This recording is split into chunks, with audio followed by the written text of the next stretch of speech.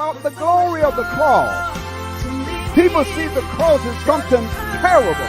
It was terrible.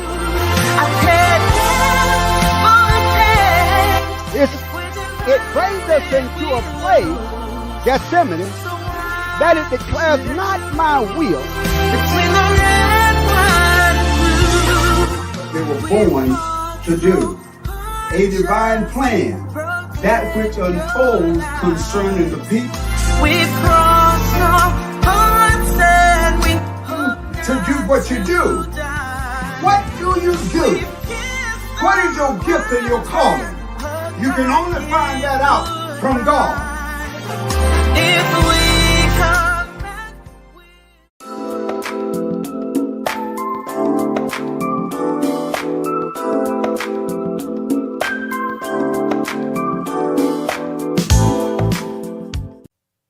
You know, I left last night with the conversation with Dr. Bobby, and we were talking about a united nation and how God has given America a vision.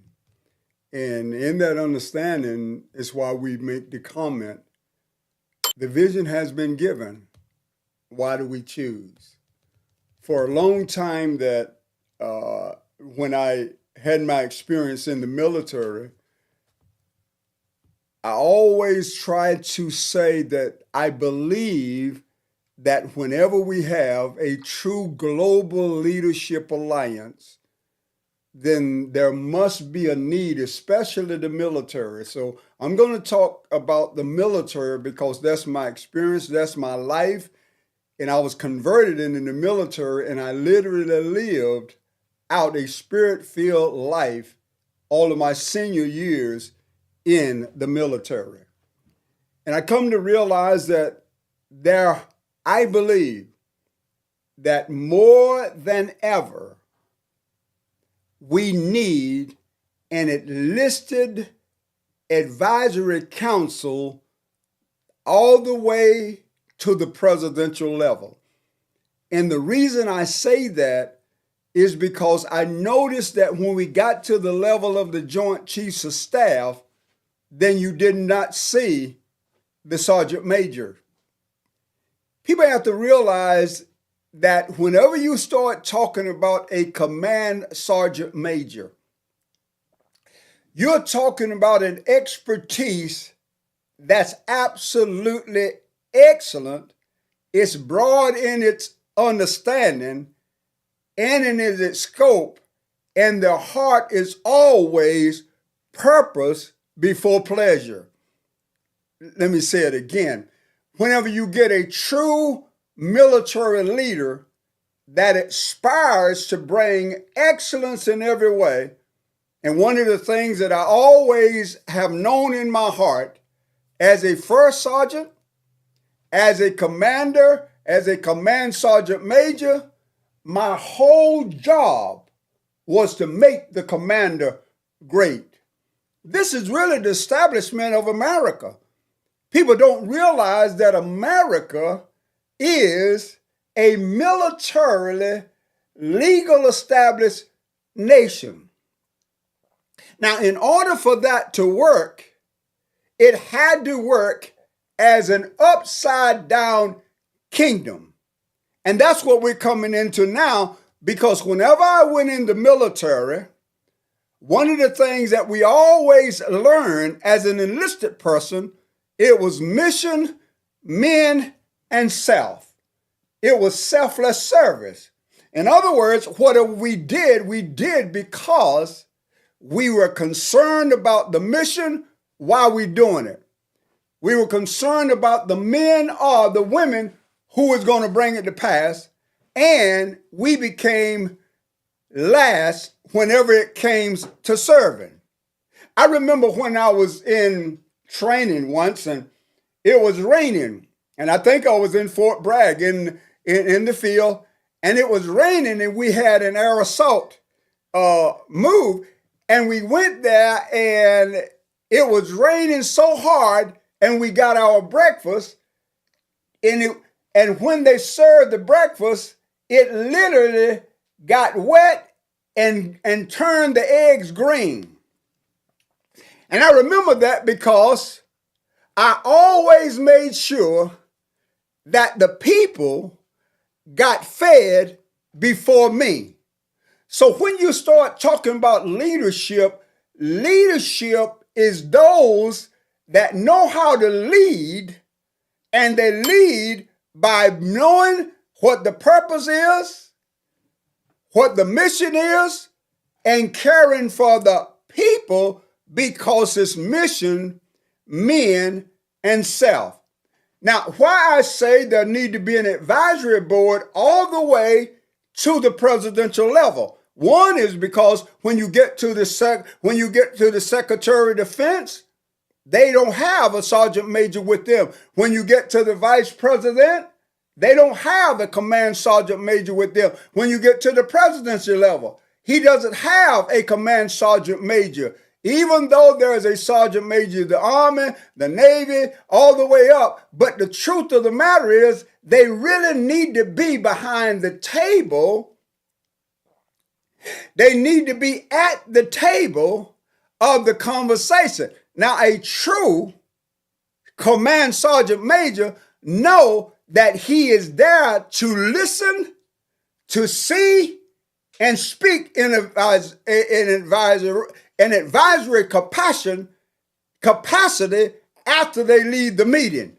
In other words, his conversation at the meeting is when he's asked by the commander, what's your take on this? So when you start talking about an enlisted advisory council, you're talking about the one that have had the experience, that know how to function, that have been through that in training, and now he's able to give conversation to the commander. And what I really love is that I want to express my appreciation for some people as I go on, because they allowed me to function the way that I was trained, the way that I was taught, and they allowed me to implement it, and we became excellent as a unit. So when we see that, we understand that true leadership is a command voice. In other words, when you talk about a command voice, it actually speaks in a tone that it brings about a esprit de corps. Now you have to understand, a esprit de corps is a motivation for people to work together to bring to pass one mission, and they do it as a team. So when you see that, we must know how it functions. Whenever we did physical training in the morning, everybody thought it was for physical exercise. And it was, but it was for more than that. And that's why we did it in the morning. It's because in the morning when you get up, you're drowsy, you get in the shower, you get dressed, you put on your uniform, you go out. And when I went in the military, reveille was at 5 o'clock in the morning. So at 5 o'clock in the morning, you really didn't feel like running, but what it did, it prepared you for the rest of the day. We got up and we actually did physical training. We did the exercise, and we always culminated with a run, a joint run, where we ran together in formation. That was a reason. Because if we learn to do exercise together, run together, then we really begin to grow into an understanding of who is strong, and we actually exercise to the lowest level. And I was always a cadence caller because I was good at running. I was good at physical exercise. So I was always the cadence caller. I love to do that because I could sing cadence on the outside of the formation, and I would get fresh air, and we would run, and I would always be singing, and I was always the one that brought them home. What did that mean? That mean I had enough energy to finish. When everybody else was tired, then I had the energy to be able to sing them home. Here we go, all the way, Airborne, airborne, airborne. So I was able to do that, and I would do that in such an exciting way that everybody would finish and they said, thank you for helping me get to the end. So there is an understanding that commanding officers actually establishes the strategy, but the non-commissioned officer corps is the one that motivates the people to bring it to pass. It's important that going forward as this new nation, we learn to bring this thing together in a balance. We need the commissioned officer and the non-commissioned officer. And when we begin to see that, you're going to understand that with motivation, we do that on the enlisted side of the house. Now, one of the things that happened is that people began to understand, they thought they were their own person. But when you're in a unit, you need to understand that function together is what you need if you're going to war. Now, if you're going to war, you don't go to war as an individual. When you train as a unit, you don't train as an individual. You train as an individual so you can put into the corporate structure what you've learned. That's the reason every service has basic training. Because basic training says, in essence, all of you that enlisting are a commissioned officer, you're all infantry by design. What did that mean? That means if the balloon goes up, drop your typewriter, drop your computer, we got to go to war. So that was basic training, but after basic training, it was for discipline, so you would actually learn how to transition from a civilian to a military in the service that you were in. Once you were there, then they gave you individual training. They made you proficient in what you would do in the unit once you got there. So this was called advanced individual training. So once you passed that, then you were sent to the unit so you could function in the unit in the place where you was trained. Now the picture of that is also a picture that you'll find in the Bible. It's 1 Corinthians chapter 12. You'll see there's gifts, administration, and operation. So really, that comes together as a spiritual entity than a legal entity. That's what we got to learn going forward. Remember, I talked about the book, A Command Strategy. And when I talk about a command strategy, I talked about this book. But what I'm going to cause you to understand that I wrote a second book. This one was for the officer. And I wrote a second book, which was Command Voice. And this one was for the enlisted people. So I actually brought a balance of the command strategy with the non-commissioned understanding of how you come together and make your commander great. So when people really begin to see that the American military, the reason why they're strong is because they got commissioned officers and non-commissioned officers. And that's what I want to talk about as we go forward. It said the American military is the best trained in the world. We are. Command sergeant majors are the key to that. And you have to understand, I'm a retired command sergeant major, and I want to personally and publicly thank two commanders, specific. One is I want to thank my company commander in 1985, James C. Runyon, which was my company commander. And one of the things that he did for me, when he took over the unit, he literally called me into his office and he said to me, I want you to tell me what you're going to do in the next year. And I want you to write it down. And I was like, sir, do what?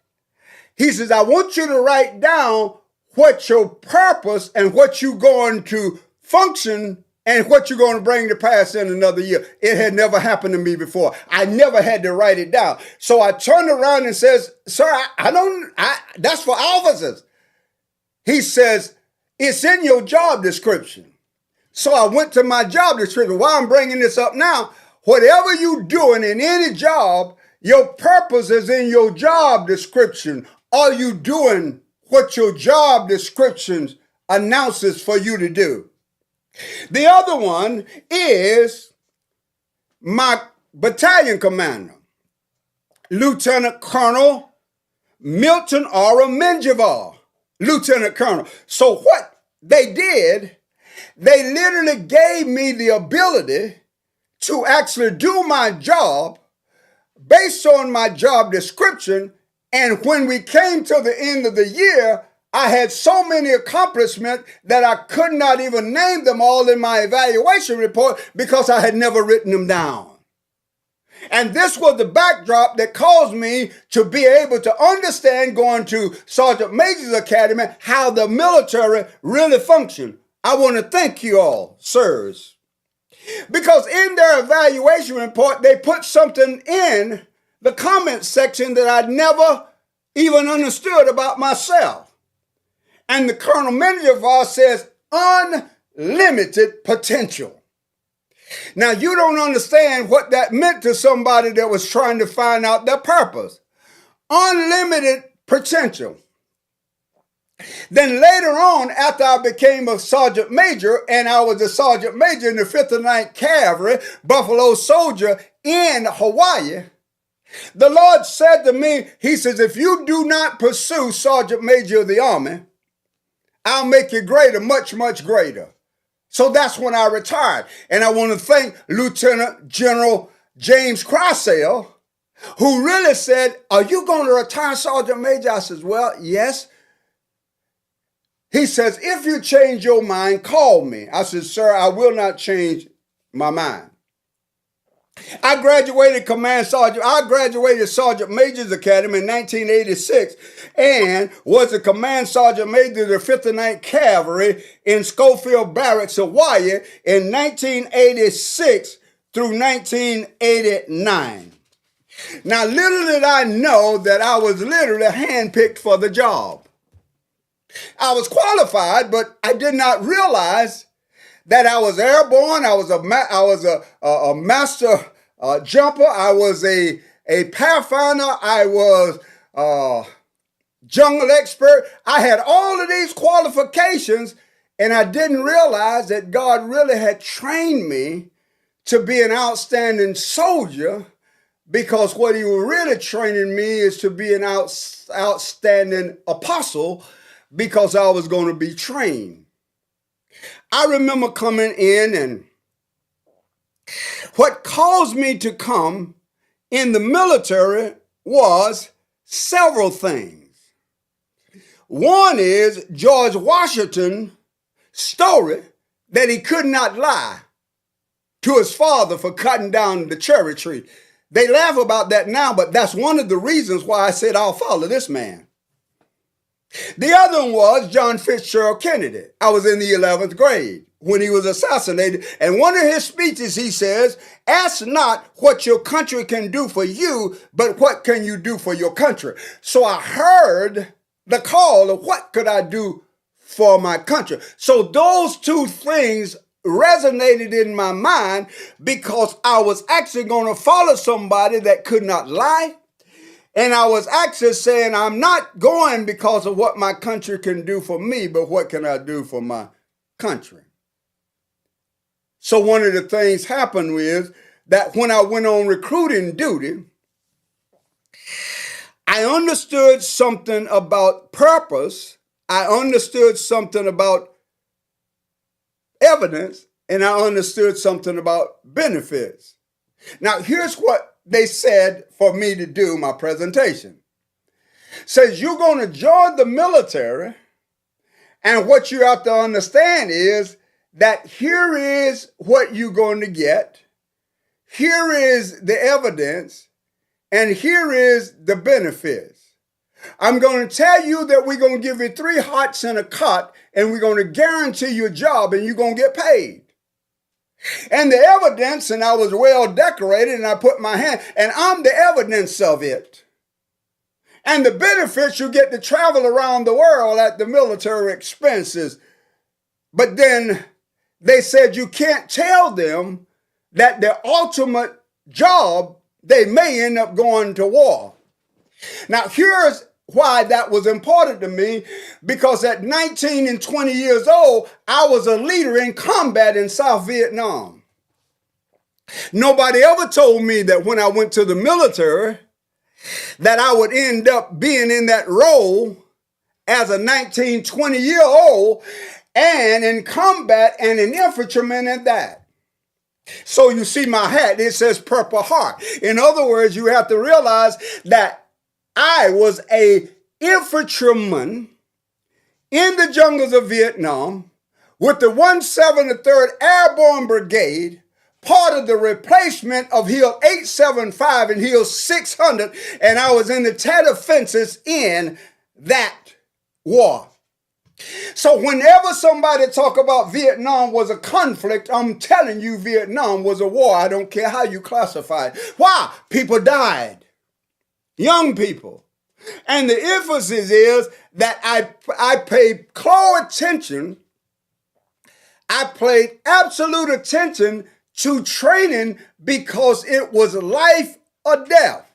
This is what a military training must come back to. It's not that you're going to get paid a good paycheck. That's good.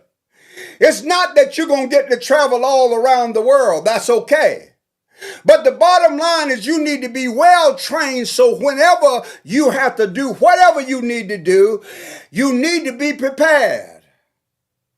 Because when the time comes, you don't have time to be prepared. I remember when we used to have IG inspections.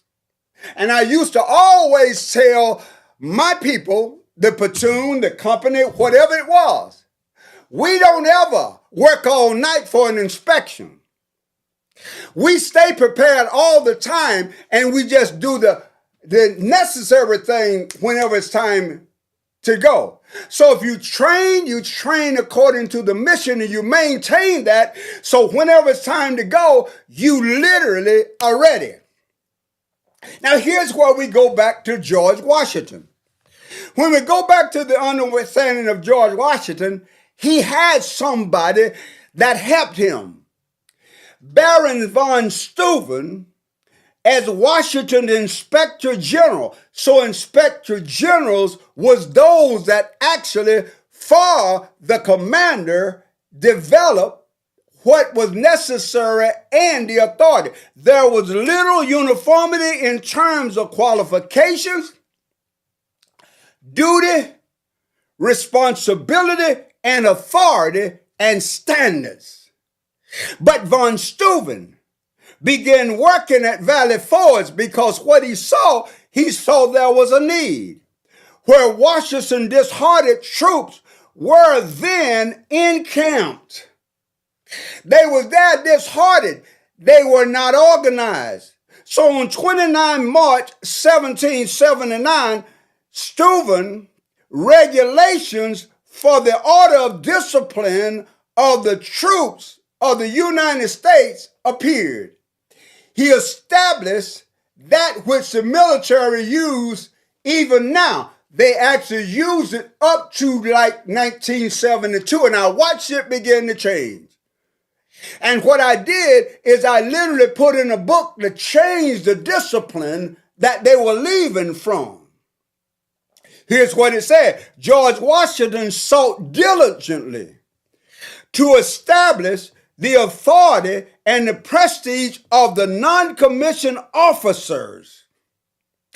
In 1780, he wrote, quote, "It need not be argued that the regularity of the service depend on having sufficient number of good non-commissioned officers," unquote. So he saw that non-commissioned officers was the key to preparation for battle. I listened to a interview yesterday of a retired lieutenant general, which was a special forces guy. And one of the things that was asked the question, one of the last questions was, he asked the lieutenant general, who was your sergeant? And he says, I have several of them. He says, even though I'm retired, I still talk to them every day. He said, well, how do you maintain? He says, I maintain myself by reading books, by actually getting good rest and eating properly. In other words, what you have to do is, first of all, if you're going to be good at anything, you must maintain your body. If you're going to be good at anything, you need to exercise your mind and you need to learn new knowledge. In other words, you have to understand, if you're going to be a leader, you must lead and not point and literally tell them to go, but you must be willing to be able to lead them. Now, what I said when I was talking about the commander in the book, there's a difference between Moses and Joshua. Moses led them by the hand, but Joshua commanded them. Joshua delegated authority, and Moses wore himself out. Here you go. Now, what I want to do is give you a quote from General Omar N. Bradley, a 5-star general. He actually says, properly led, I will follow anywhere. In other words, he was saying a military organization, if they're properly trained and properly led, they'll follow you anywhere. And he goes on to say, and here's the words. It says, the American soldier is a proud one. And he demands, or she demands, professional competence in its leaders. In battle, he wants to know that the job is going to be done right, with no unnecessary casualties. The non-commissioned officers, where the chevrons, is supposed to be the best soldier in their platoon, and he is supposed to know how to perform all duties expected of him. The American soldier expects this of his sergeant, to be able to teach him how to do his job. They don't teach themselves. They should be training, and somebody should be able to teach them. I was an instructor in the 8th Army Military Academy in Korea. And what I did, I had them for 4 weeks when they came. When they came to me, I said, in the first week, I'm going to do everything and you watch me. The next week, I'm going to let you do it and we're going to do it together. The next week, I'm going to watch you do it because the commander's coming in the 4th week. I said, now what you got to realize, in the 4th week, I'm not going to show up till the inspector comes. So you all are on your own. And when you pass, you're going to pass on your own. And when you fail, you'll fail on your own. But I was sure they were properly trained.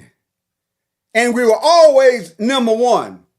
So that quote came from General Omar Bradley, a 5-star general.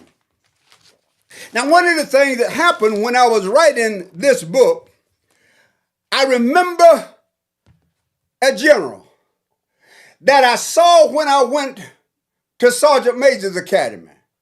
A sharp general, lieutenant general. He came into the setting and you had to have a secret clearance to even get into the briefing. I saw him on stage and I was so impressed that he was excellent. He was an orator. He looked the part. He sounded the part. And his name was Lieutenant General Julian L. Beckton. So when I got ready to write this book, and I wanted to put his article in the book, I called him on the phone. And I said, General Beckton, I'm getting ready to write a book, and it's called Command Voices, and I want to put an article and a letter that you actually wrote. I want to put it in the book. And he said to me, it's in the public domain, so you can use it. Now, here's part of that letter. And it was to the company level trainers. And he was the commanding general of TradeOut. And he said to the NCOs, set high standards. To the officers, train to your mission. Use your imagination. Develop your non-commissioned officers, NCOs.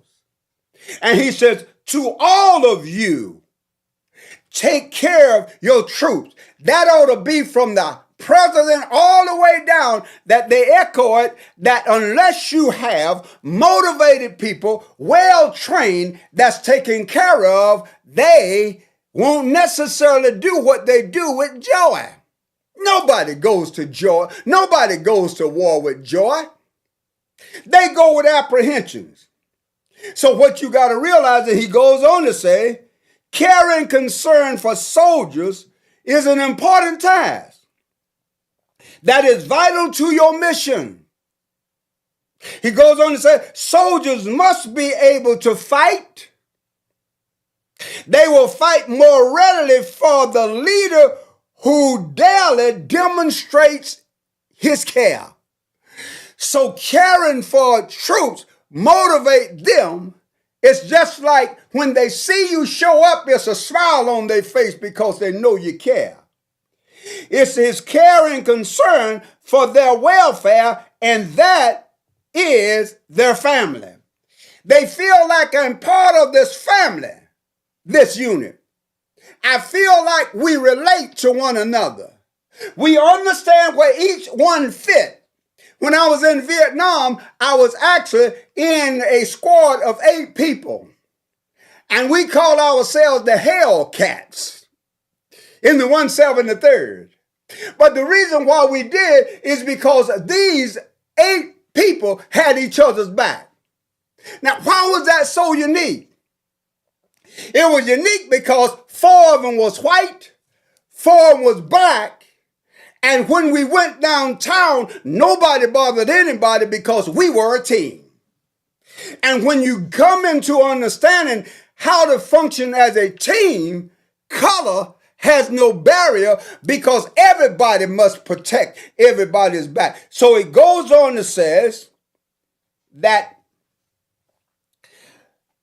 when we talk about care, daily demonstrate care and concern for their welfare and their family. Unit cohesion, commitment, and loyalty are intangibles that often makes the difference in war. Let me say it again. Even though you may not go to war, you need to be prepared to war, and you need to be so trained that people see you and never want to engage you. So what you do, you prepare for preventing war, but you're prepared in case you have to go to war. The Medal of Honor winner doesn't throw himself on a grenade to protect Washington, D.C. Let me say it again. Because if you ever interview anybody that has a Medal of Valor, they didn't do it for themselves, and they didn't do it for Washington, D.C. Watch this.